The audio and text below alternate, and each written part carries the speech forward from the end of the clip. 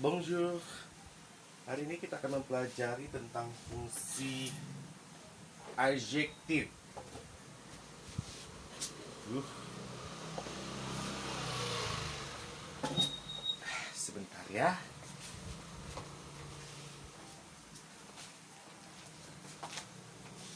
Good. Adjektif yang akan kita pelajari pembahasannya adalah adjektif demonstratif. Adjektif demonstratif yang menunjukkan benda yang dekat, yang tidak terlalu jauh ya, ini dan itu, ini dan itu, ini dan itu dalam bentuk jamak, dan beberapa adjektif irregulier dengan peraturan-peraturan lainnya. Karena kita ketahui adjektif itu pasti menjelaskan benda, maka ada beberapa adjektif irregulier yang bersifat kepemilikan. Adjektif posesif irregulier. Tetapi kalau kita mendengar seseorang atau membaca suatu konteks adjektif posesif, kita akan tertuju pada kata matasa, mongtosong, dan metese yang umumnya cenderung melekat pada istilah adjektif posesif tersebut. Walaupun ada bentuk adjektif posesif, tetapi dia tidak beraturan ya. Adjektif demonstratif gampang sekali, cuma menyatakan ini dan itu dalam bentuk maskulang. Dia mengikuti bendanya. Bendanya jantan, ini jantan bendanya. Set untuk benda jantan juga, tetapi kalau dia adalah bentuknya seperti ini, awal atau kata benda itu dalam bentuk awal katanya adalah vokal. Set dalam bentuk femina, set juga ada dalam bentuk vokal, sama C adalah bentuk jamaknya. Kalau bendanya jamak, pilihlah kosakata C yang menyatakan jamak juga untuk menunjukkan suatu benda dalam bentuk konteks ini dan itu.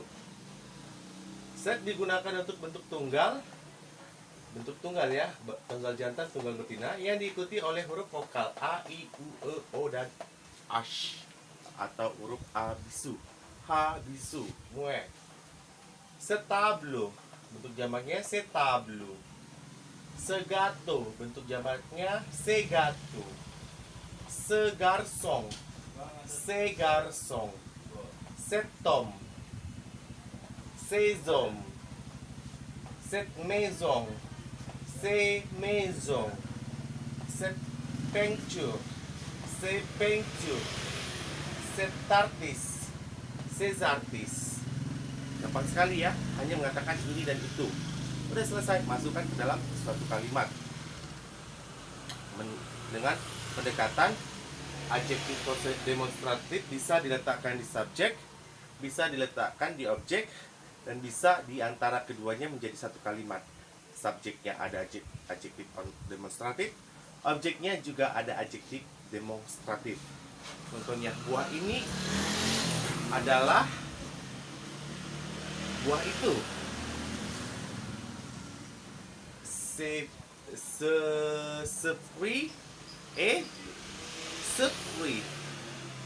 Buah ini adalah buah itu ya.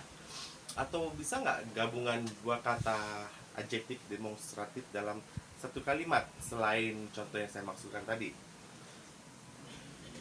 Oke, contohnya sepatu ini berada di kamar itu. Bisa kan? Ces chaussettes sont, berarti dong ya, nggak pakai C. Dong la chambre. Gak bisa, walaupun kita melihatnya dalam bahasa Indonesia adalah itu, tapi di dalam kamar itu pendekatannya harus menggunakan dong la chambre. Bon.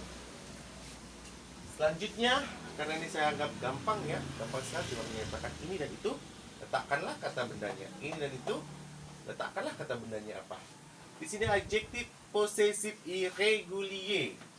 Jadi saya tidak letakkan posesifnya biar supaya gampang membedakan.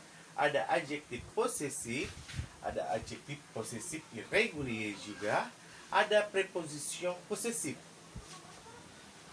autre, autre, autre, autre. Secara membaca autre, autre itu tidak ada bedanya.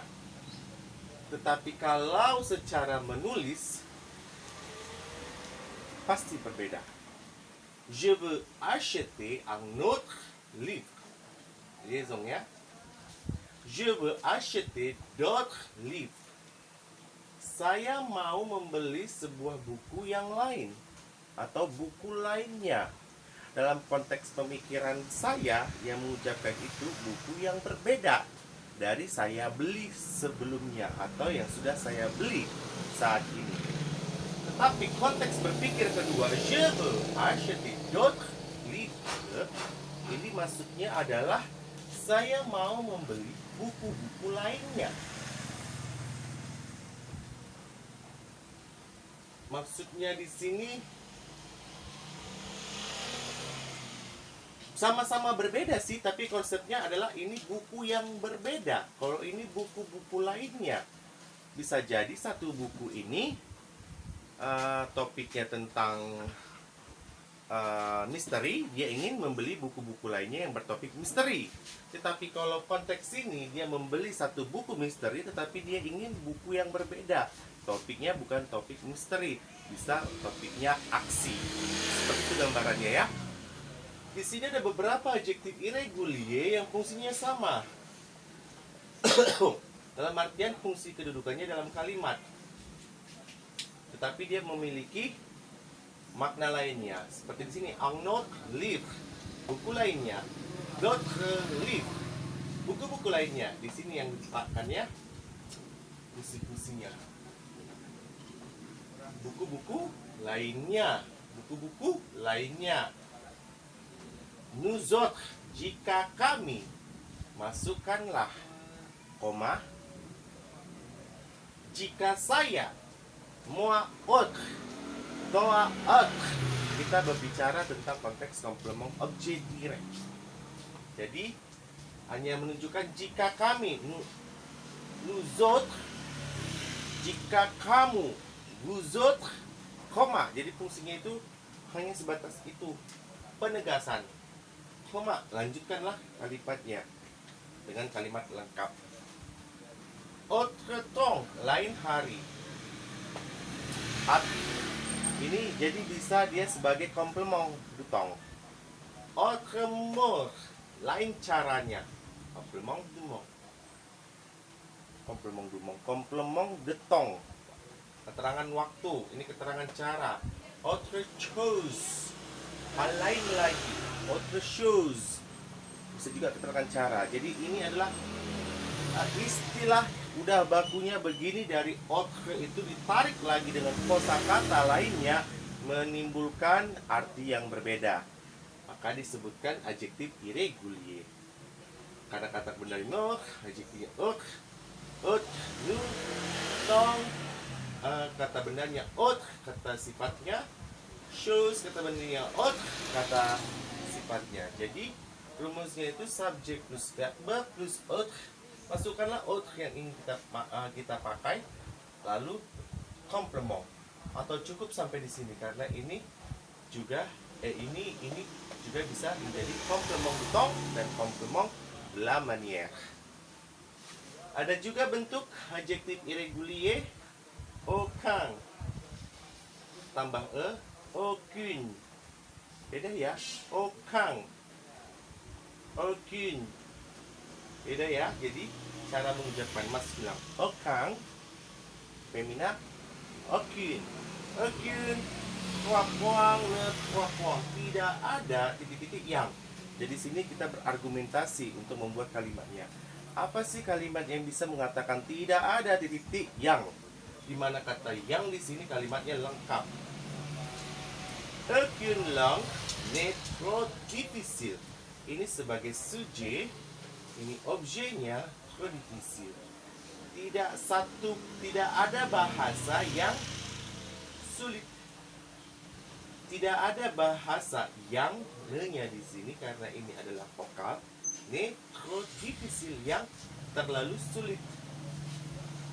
Aucun artinya satu pun atau Ada terjemahan secara kedua ya, tapi biasanya kita bilang konteks berpikir itu satu pun.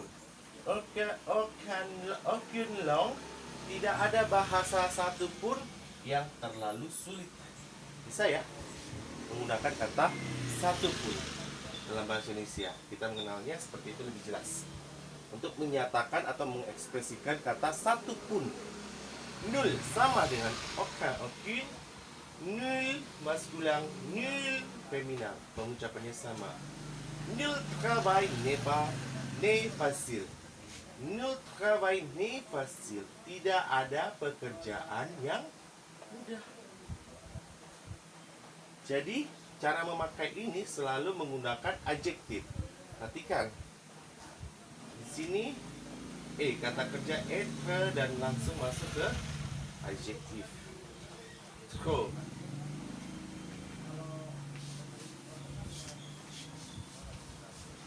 Trop ini menjelaskan verba. Difficile menjelaskan aucun long di sujetnya. Jadi saling ikat mengikat ya. Tapi ingat, dia selalu pakai être. Il n'y a aucune. Artinya tidak ada, lanjutinlah kalimatmu. Il n'y a aucun non ici. Tidak ada seorang pun di sini. Tidak ada orang di sini, tapi kan kita lebih enaknya, lebih santuy, tidak ada, lebih hati ya bertata bahasa. Secara gramatikal kita mengatakan tidak ada seorang pun, lebih cocoknya ya. Jadi bisa katakan seorang ini tambahkan pun. Tidak ada seorang pun di sini. Tidak ada sepeser pun duit. Bisa, berarti il n'y a aucun argent. Tidak ada sepeser pun duit. Tidak ada, lanjutkan apa? Tidak ada secerca harapan. Il n'y a aucun, harapan apa? Espoir. Il n'y a aucun espoir. L'espoir, un espoir berarti dia maskulah. Il n'y a aucun espoir. Tidak ada harapan. Selesai. Dia menyatakan ekspresi singkat seperti itu di dalam konteks kalimatnya. Bon. Sampai di sini dulu untuk pembelajaran tentang adjektif demonstratif yang sangat simpel. Kita akan melanjutkan pembelajaran adjektif irregulier, adjektif posesif dalam bentuk tidak beraturan di pelajaran selanjutnya. Merci beaucoup d'avoir regardé cette vidéo. N'oubliez pas, abonnez-vous s'il vous plaît à ma chaîne pour plus de vidéos de belajar bersama bahasa Prancis. À tantôt.